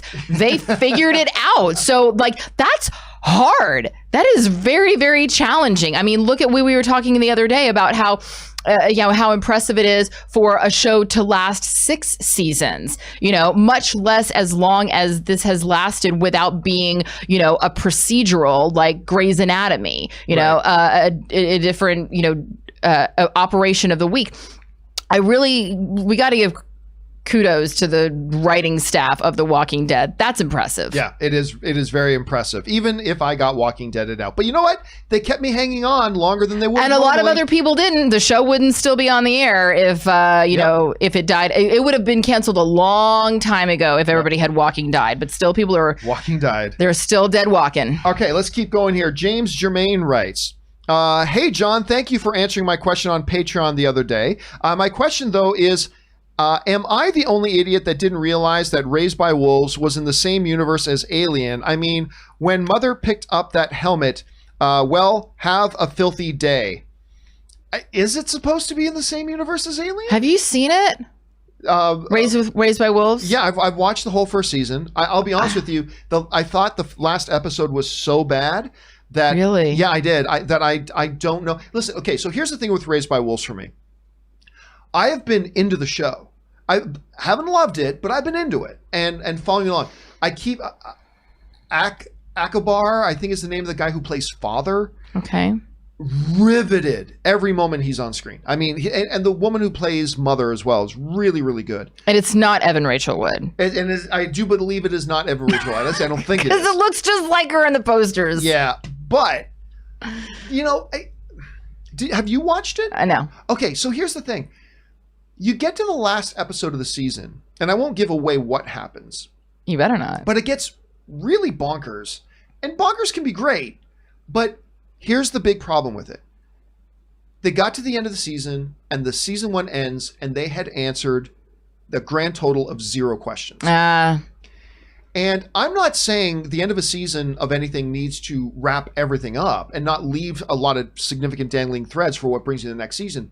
But all they did was they took all the big questions that the season had raised, answered none of them in the last episode, and introduced a whole batch of new No. You got to wrap it all up and then open up a new box. If they had given some answers, then the new things come up would have made me go, well, now what do we got? Yeah. But instead, I'm just watching this. I'm like, okay, now you've just frustrated me, and I'm tapping out. Mm-hmm. I don't think I'm interested in watching season 2. Yeah. And maybe if I had loved it, but you've been, I know, intrigued by this show, because I know, and it does do some really good things, but why haven't you pulled the trigger on it? Why haven't you started watching it yet? I'm just curious. God, I don't know. I feel like there's already so many, like I'm still not caught up with Lovecraft Country, and I just, I don't know. By the way, the latest episode of Lovecraft, again, is completely bonkers.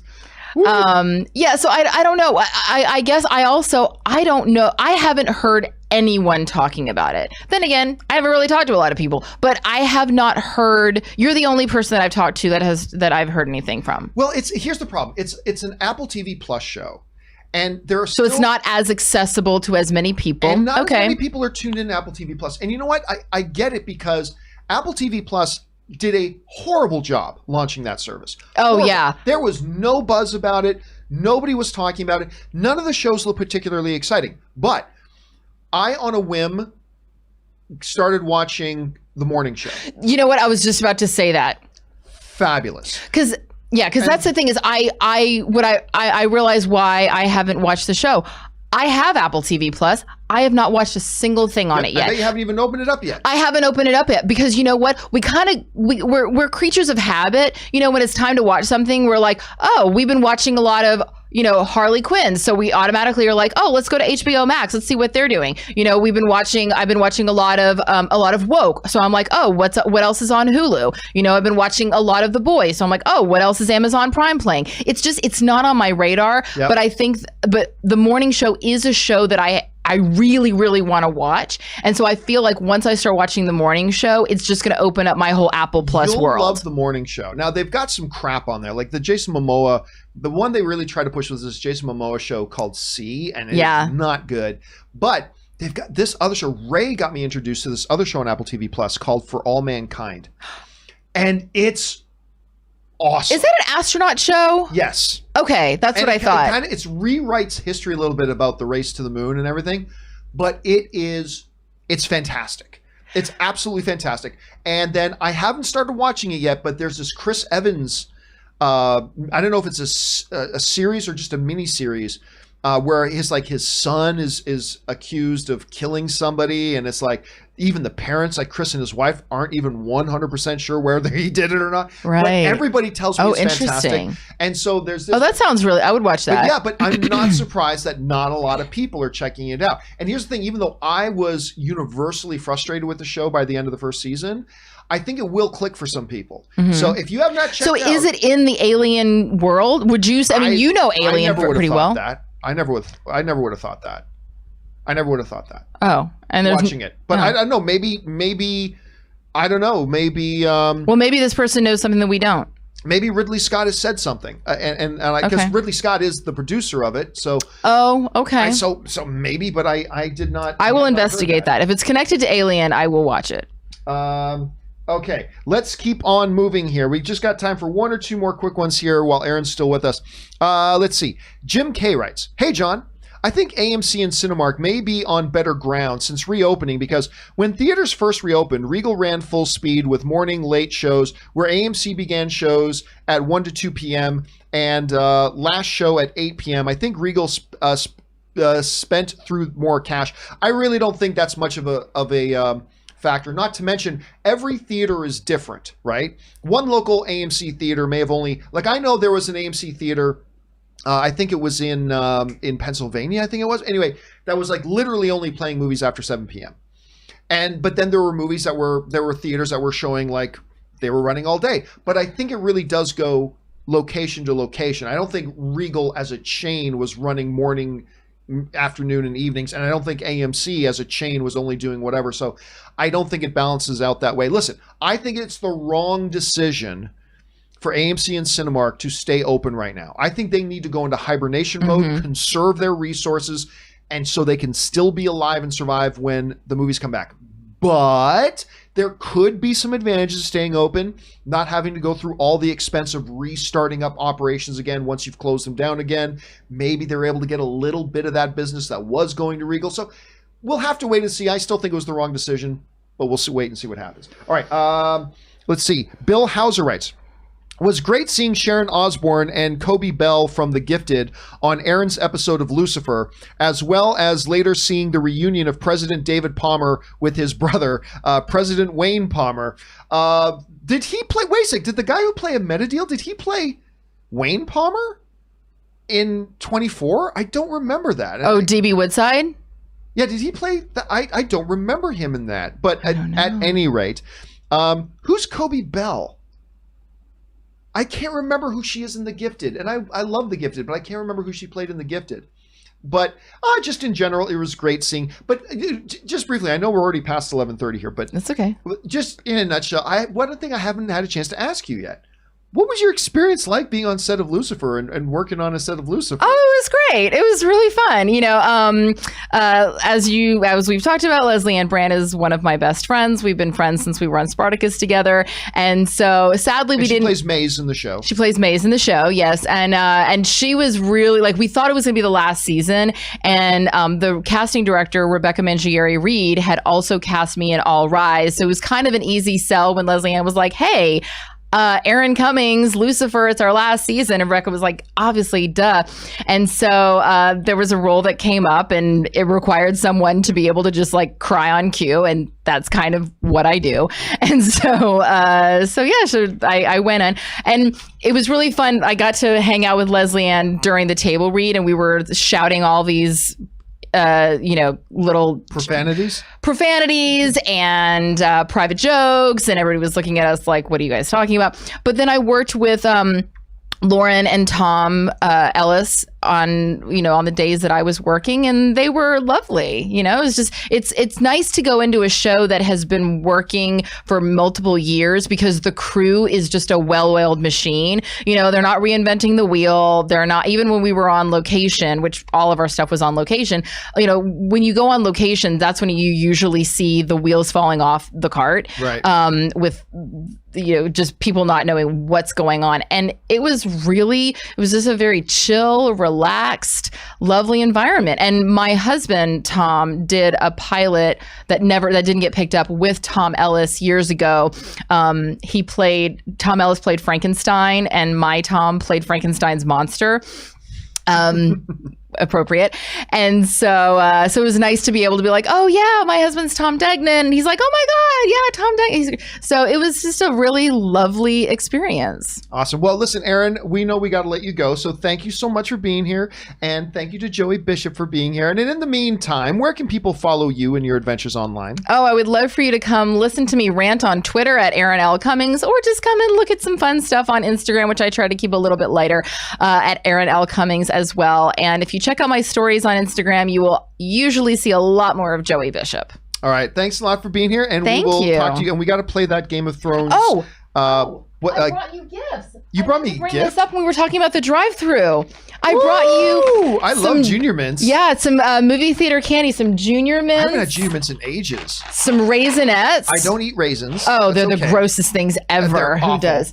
Some Sour Patch Kids. Oh my God. And everybody's favorite Milk Duds. Well, I'm going to eat some of them while I'm watching TV tonight. Yeah, I took the peanut M&Ms for myself because those are my favorite. But those are mine and Anne's favorite too. I wanted to celebrate. Yeah, I wanted to celebrate, going back to the movies eventually and just have a little bit of nostalgia for the times that we miss and bring you guys. You, me, Tom, and Anne played Settlers Catan the other night. And so Anne ran out and bought the Game of Thrones Settlers of Catan, which you saw we've got downstairs. So I did. We've got to get that arranged for. Well, you know what? I'd given you guys a little like wish list of games that I really, really wanted, including Operation. And so when I walked in and I saw the Game of Thrones Settlers of Catan, I got really excited because I was like, oh my God, they bought this for us. And then you were like, yeah, look at this game that I got. And I was like, oh. Surprise. But I brought you candy. Can I have your Game of Thrones? The candy is wonderful. I cannot wait to eat it. But the Game of Thrones Settlers of Catan is like $200. So I think Anne got a really cheap. Obviously she did. Yes, she's got some tapped in. connections. Anyway, love you guys. All right. Bye, John. Thanks. Joey, We'll it's time for a walk. Okay, guys, that is, of course, Erin Cummings. Make sure you guys go and visit her on her social media stuff. But for now, let's keep on rolling through your live questions that you guys have sent in. We're going to keep things going here with David Michael, who writes, tech question. I'm looking into getting a new still photography camera. Do you have any opinions on the mirrorless versus DSLR cameras? Honestly, no. I'm not tuned in well enough on the tech specs, especially for still photography. I will tell you this. I have an older Canon D70 Mark II that I like very much for still photography, but I will also tell you what, the cameras that I use, I have 4 of them right now. It's called the Sony A6400s, and I'll talk about those a little bit later. I'm going to do a thoughts on walks later today. I'm going to talk a little bit about this, but I have 4 Sony A6400 cameras. This camera is a Sony A6400 camera.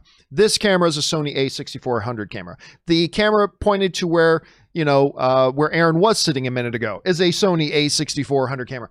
I shot my documentary. I shot my movie on these cameras. And I've used them a little bit for still photography, and I love them. They use the Sony E-mount system. It's just, I have loved it. Especially, I got this Sigma 30 millimeter prime lens that I love with an f1.4.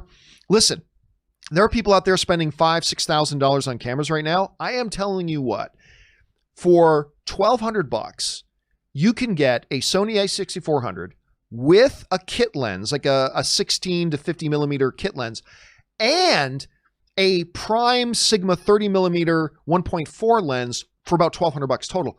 And I love it. And it's mirrorless. So I'm not the best guy to give. I'm not a photography expert, but I can say that I've got some I'm loving the pictures I'm getting out of these A6400s as much as I did on my Canon. So that's my best kind of input on that right now.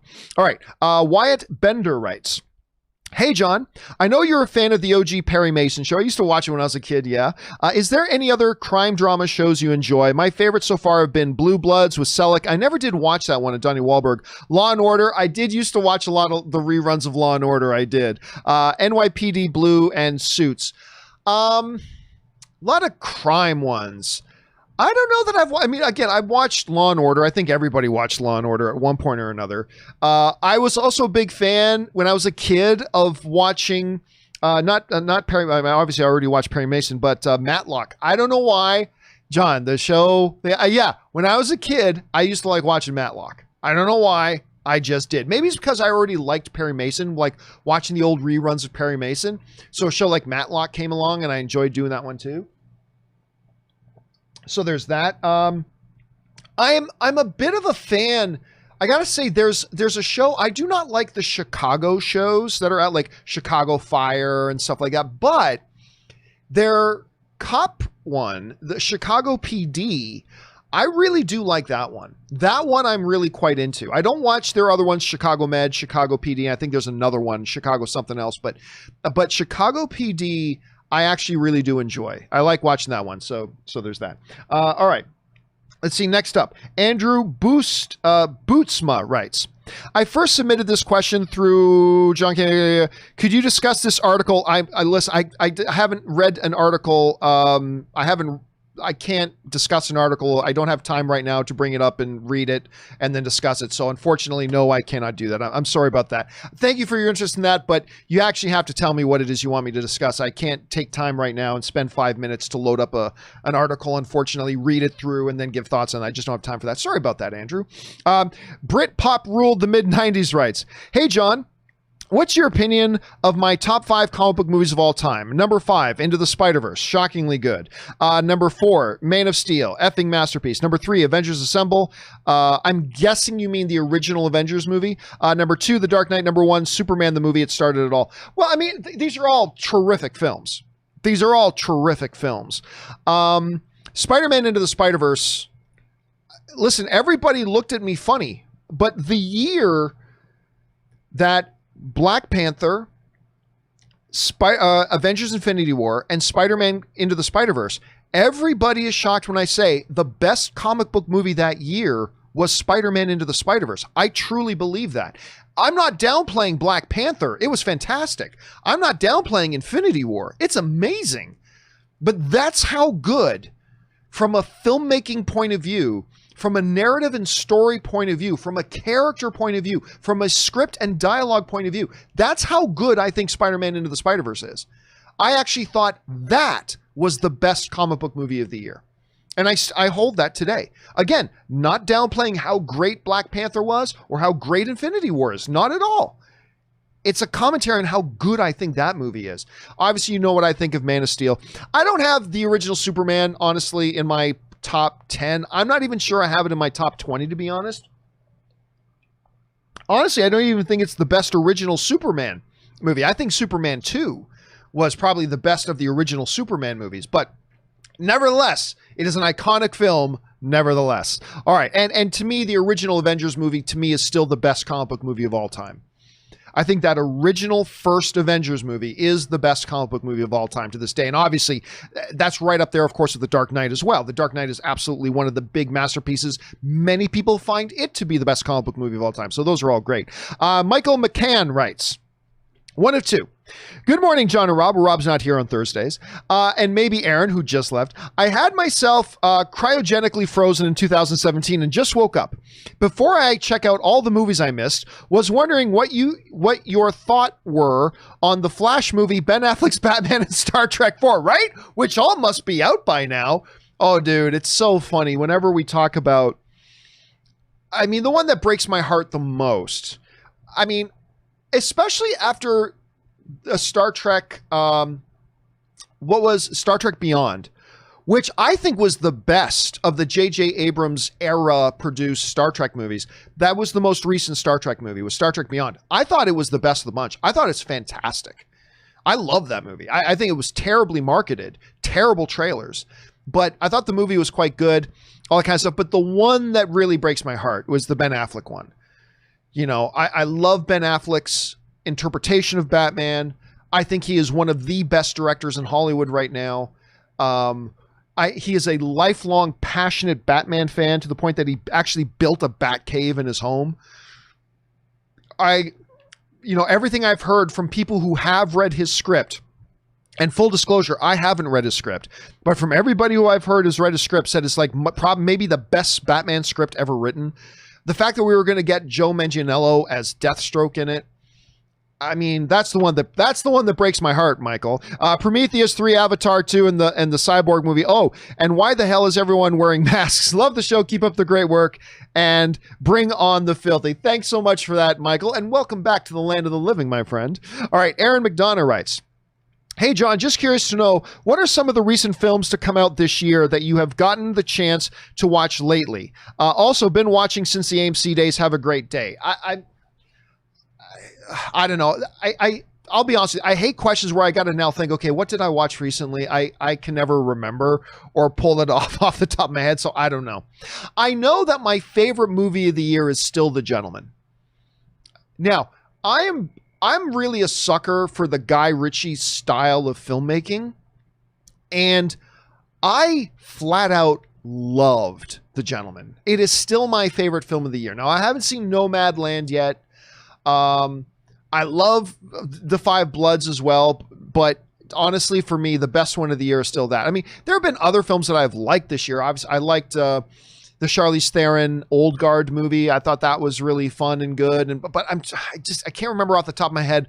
What did I just watch yesterday versus? Oh no, wait, that was 8 months ago. I can't remember off the top of my head. All right, next up, Dan Ketchum writes, Since Carpenter's The Thing is 38 years old, I don't think this could be considered a spoiler question. Anyway, do you think Mac or Childs are the thing at the end, or neither of them, or both? Don't know if Carpenter has ever said. You know what's funny? Let me bring this up. I believe, wasn't it just last year? We may have even done a story on this. I think we may have done a story on this. That it was just last year that he came out and said who it was. I think it was just last year, and I can't remember if he said it was Keith David or not. I'm trying to find where that story was. I can't off the top of my head find it.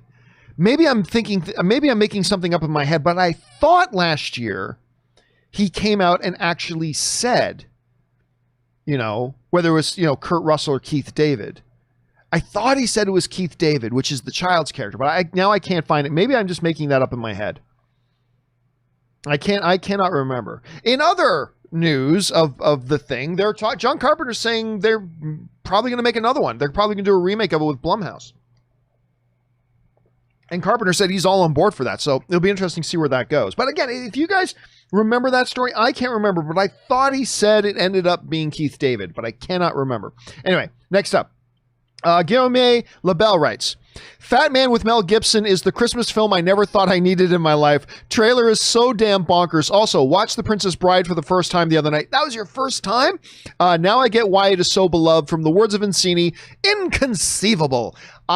Listen, I don't know where, Princess Bride ranks on, my all-time greatest movies list. I don't know where it ranks. I just don't.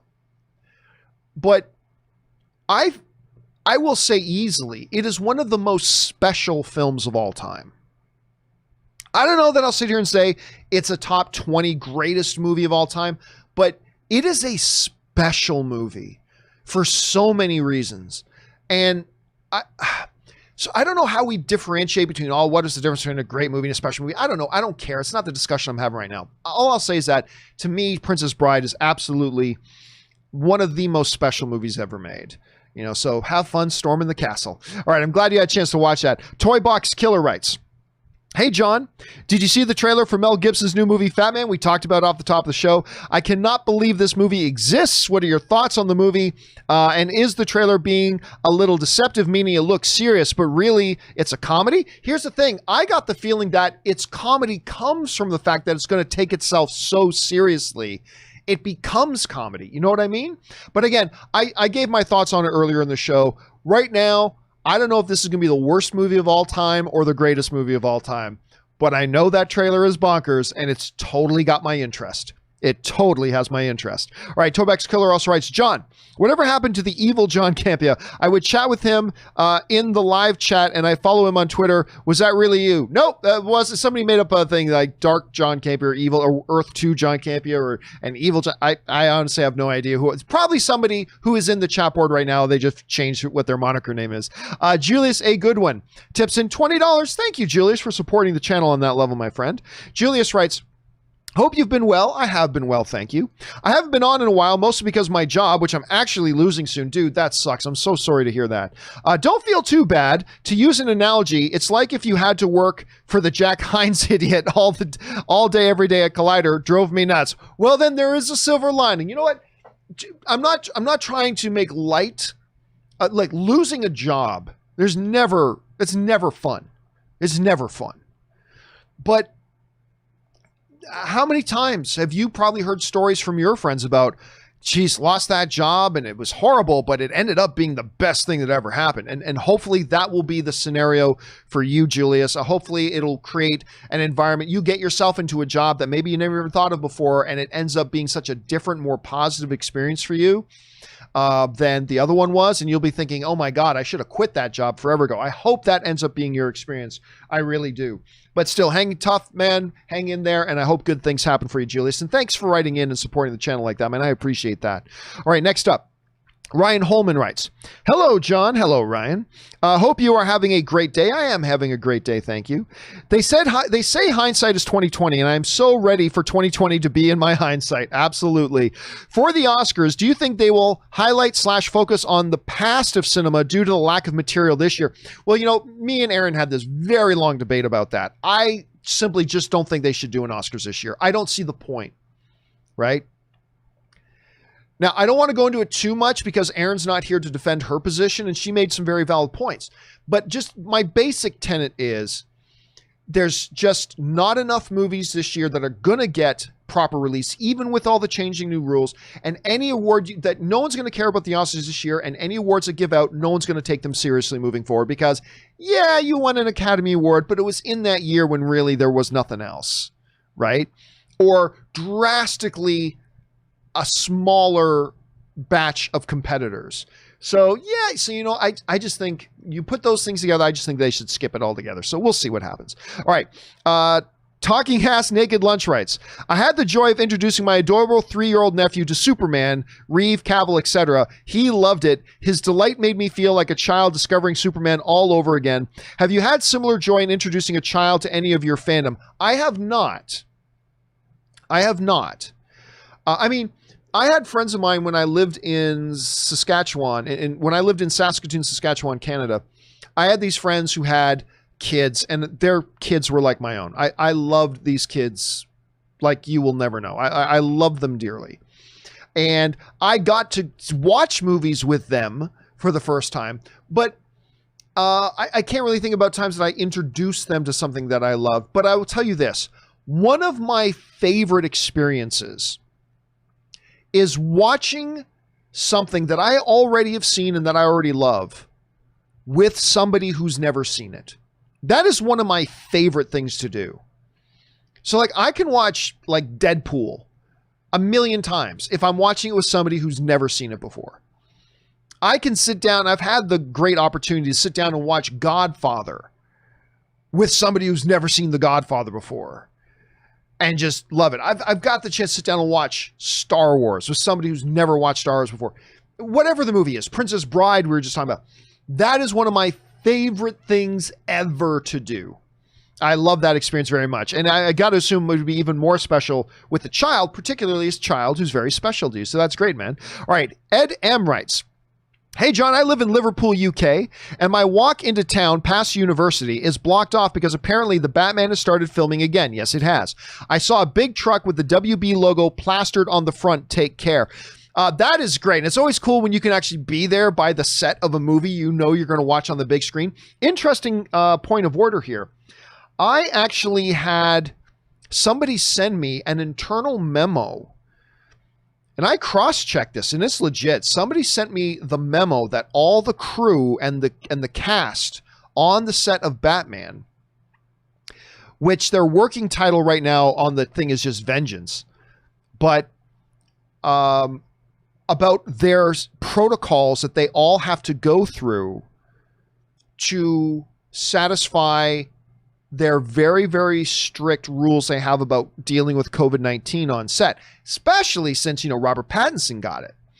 And it's very interesting. It's several pages long and it's really interesting. I might share it on tomorrow's show so we can talk a little bit about, see the type of extent that these productions are going through to make sure they try to keep their sets as safe as possible for everybody involved, which is kind of cool. Anyway, glad you had that experience, Ed. Thanks for sharing that. All right, Cecil writes, Walton Goggins is phenomenal. He's incredible. Little trivia, Ant-Man and the Wasp wasn't the first time he was in the same project as Michael Pena. They were partners on The Shield. Oh, that's right. Back in the day, go back and watch. The Shield is my top 10 because of Walton Goggins. The Shield, there are a few shows that whenever you get into the discussions about what is the greatest television show of all time, there are a few shows that hardcore TV people will often bring up. The one that I hear brought up probably more than any else in when I have conversations with these people is The Wire. The Wire is one that always comes up, whether it's number 1, number 2, or number 3. Like whenever I get in these discussions with these like really true hardcore, deep knowledge television people, The Wire is always one that comes up. But I'll tell you another one that gets mentioned a lot, The Shield. The Shield comes up way more often than I would have expected it to be. Obviously, Michael Chiklis and stuff like that, but that's a really well respected show. And for good reason. Walton Goggins is amazing. He can do everything. He can do comic book movies. He can do comedy. He can do dead serious drama. Hell, in Sons of Anarchy, he was, again, I can't remember specifically if he was just in drag or if he actually was playing a transgendered character. I can't remember specifically, but I mean, he can do it all. This dude's amazing. Anyway, Stubble McShave writes, forgot about Die Hard and Lethal Weapon. Fatman will be the quintessential Christmas action movie. Let's hope to God. I'm telling you, dude, this trailer was just bonkers. It is just absolutely bonkers. And who knows, maybe this will be the truly definitive Christmas action movie we've all been waiting for. All right, next up, Captain Blue Pants writes, there's a video essay on YouTube called Taika Waititi Mastering Happy Sad Cinema, which taps into some of the things you said earlier. If anybody watching wants to watch and understand a bit more, that sounds fantastic. I would look into that. Because, yeah, that's exactly what it was we were speaking about before. His ability to deal with heavy, serious material while bringing levity and laughter to it without diminishing the heavy, serious material or downplaying that is incredible. Like, seriously, Jojo Rabbit is a masterclass in that. It's just one of the most phenomenal things I've ever seen. Thank you for putting that on our radar, Captain Blue Pants. All right, BMC writes, just realized that 3 of my most anticipated comic book movies are coming out within 6 weeks of each other. Thor, Love and Thunder, The Batman, and Doctor Strange 2. Should any of these movies move? And if not, can all 3 be financially successful? Can they be financially successful? Yes, they can. It will not stay this way. We're not going to see Thor, Love and Thunder, The Batman, and Doctor Strange, Multiverse of Madness all come out within 6 weeks. It's not going to happen. As a matter of fact, in today's environment where every movie is being shifted 5 or 6 times, it's not just Thor, Batman, and Doctor Strange. It's like any movie right now that's out there and has a release date, I give it a 50-50 chance of any movie keeping their release date right now. Because not only do you have all these movies moving away from the pandemic, but now you've got movies that were already scheduled way later moving because where they are is getting overcrowded with all of these scheduling refugees from 2020 coming and taking up all the space. Now it's overcrowded, so they're moving out. Right? I'm telling you that, they may not say it officially, I'm telling you that's why what was it that just got moved? Jurassic World Dominion. That's why Jurassic World Dominion just moved from summer of 2021 to summer of 2022. It's not because they're worried about COVID-19. It's because all these scheduling refugees from 2020 are moving into 2021 and is creating a much more crowded landscape. And so they decided. So I'm just telling you, every movie out there, I think has a 50-50 chance of having their release dates moved. So I definitely think at least minimum one of those will as well. All right, guys, last question of the day before we got to wrap things up here. Comes to us from Darth Rootsky, who writes, hey, John and Aaron. Aaron's not here right now. Watch Good Time last night with Robert Pattinson. Fabulous performance by Robert Pattinson in that. And loved it. Gave me the kids vibe. Robert Pattinson was great. Got me very excited for Batman. Do you think it is likely that this is the same world as Joker? What's your over-under? 0. Absolute 1,000% 0. You know me, I'm like, never say never. So I'll give it a 1 or 2% chance. But as far as this one goes, 0. Zip, zilch, nada, nothing. There is no connection. Other than the fact that it's all in this DC multiverse, other than that ridiculousness, 0 chance it's connected in any way, shape, or form. That's actually kind of been confirmed by a couple people connected to the film already. So absolute 0 chance. 0 chance. So no, and I'm glad it's not, because that would be dumb. That would be really stupid for them to do. So absolutely nope, not happening, no way.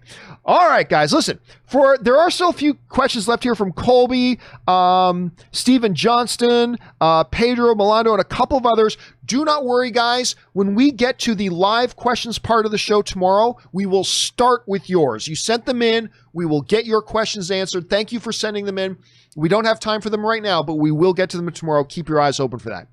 All right, guys, that will do it for today's installment of the John Campea Show. Thank you so much for being here. Don't forget, guys, if you haven't done so already, take a second and click on that subscribe button. Become a subscriber to the YouTube channel. Stay up to date on all the things that we've got going on around here. Also, don't forget to make sure you go and follow Erin Cummings on her social media. She will, of course, be back again on Thursday.